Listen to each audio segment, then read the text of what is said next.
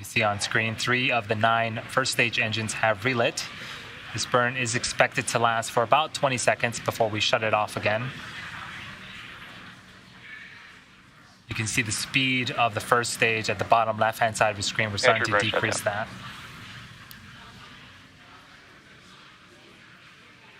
So in about a minute, we'll have the landing burn. This is also expected to last for about 20 seconds. During the landing burn, this is where we'll be deploying our landing legs, and we'll make our 5th attempt at landing this first stage booster. Shortly after the landing burn ends, we'll be listening for a call out of SECO. This stands for second engine cutoff. We'll shut off the engine that you see on screen, and then we'll listen for another call out of good orbital insertion.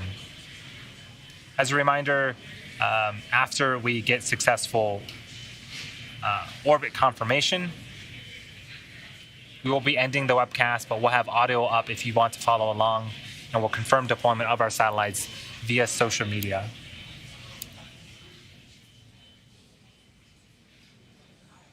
Stage 1 transonic. About 20 seconds away from the beginning of that landing burn.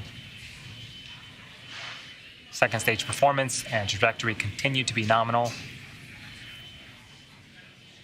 Expected loss of signal, Vandenberg LLC.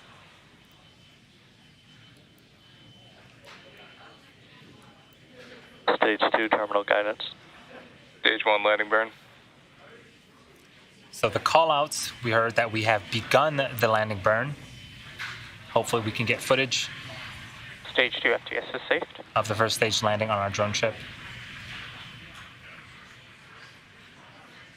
Stage 1 landing leg deploy.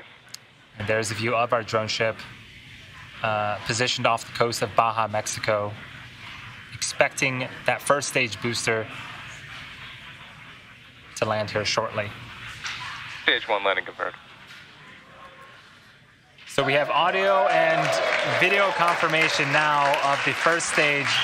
That is the 5th successful landing for this particular booster, and the 112th successful recovery of a Falcon 9 first stage booster. We also heard confirmation of a successful second engine cutoff. Expected loss of signal, SNI. Nominal orbit insertion. And that was the final call out that we're waiting for, a successful orbital insertion.